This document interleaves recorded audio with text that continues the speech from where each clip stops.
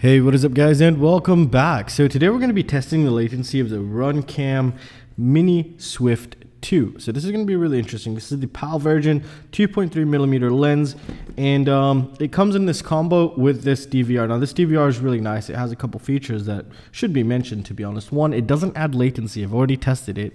Two, it acts as a pass-through to control your camera's OSD. Three, you can control the recording through the Betaflight settings, which is really nice. If you want to see a video on that, let me know in the comment section and I'll prepare a video for that. So let's put this to the side. They come as a combo here.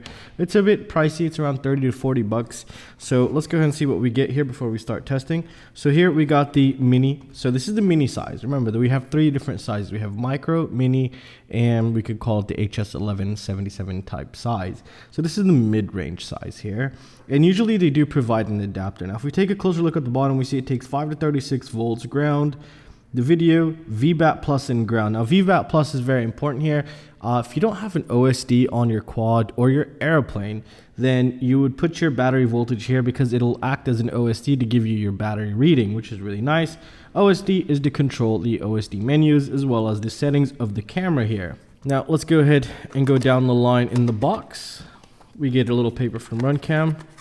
Runcam's customer support is absolutely phenomenal. I have personally tested them with the Runcam split when I basically ripped the cable, and at the time there was no replacement cable. So when I wrote them, they actually sent me two free of charge, which was really nice, and that was just super awesome. They didn't know I was a YouTuber, and I just wanted to see how they were going to react there. Alright, so as you can tell in the bag here, we get a little adapter, and we also get this adapter as well.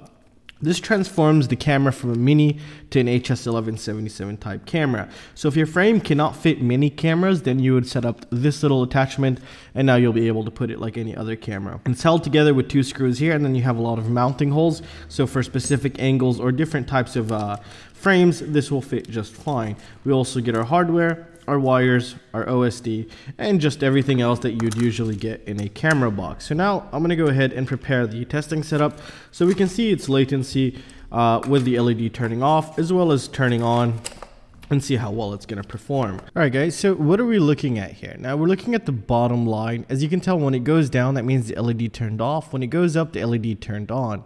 And up here we have the video feed, so we can see the difference. So let's go ahead and take our first sample. Now we're going to go ahead and set it up with the LED turning on.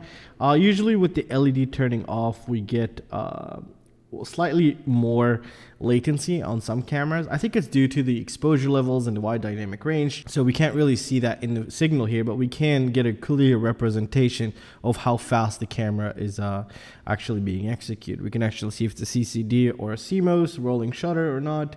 You kind of want to see rolling shutter in terms of latency. So let's go ahead and take our first sample here. Okay, so what we want to do is we want to zoom out a little bit more because it seems to have some latency. There we go.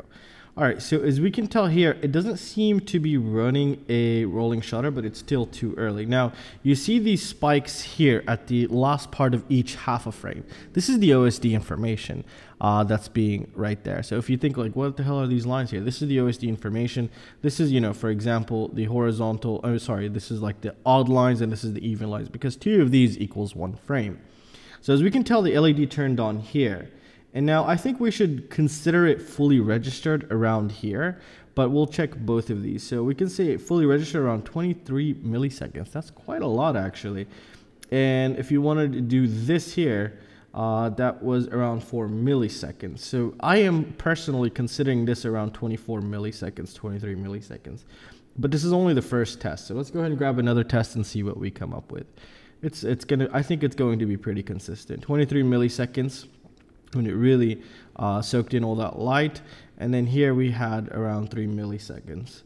So theoretically its latency is 3 milliseconds, which is, I think its latency is actually half of a frame.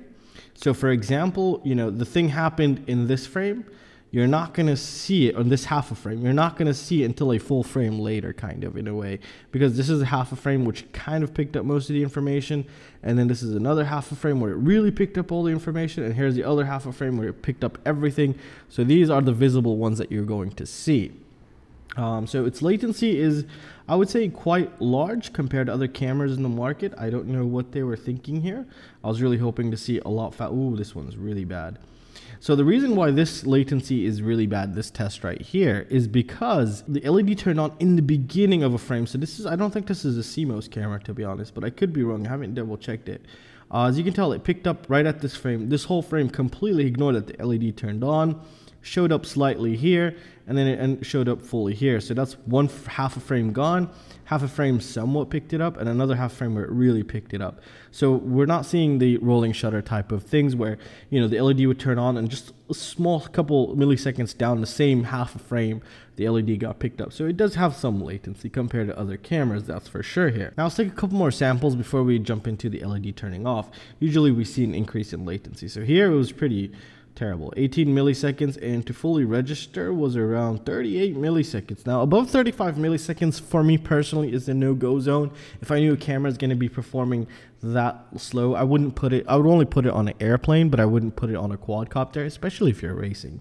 But it's a personal preference type of thing.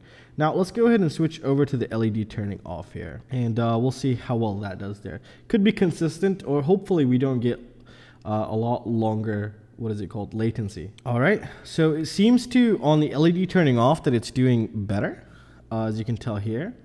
So we're getting around 13 milliseconds. So as you can tell, the LED was on, boom, it turned off. So we just calculate from when it turned off to where we saw it in this video signal here. So we can see around 13 milliseconds. So yeah, that's way better. With the LED turning off, it's doing less, but I think this has a lot to do with the wide dynamic range and all these types of things. But again, I could be wrong. 22 milliseconds. I think it's going to be pretty consistent. Yeah, it seems to be pretty consistent here.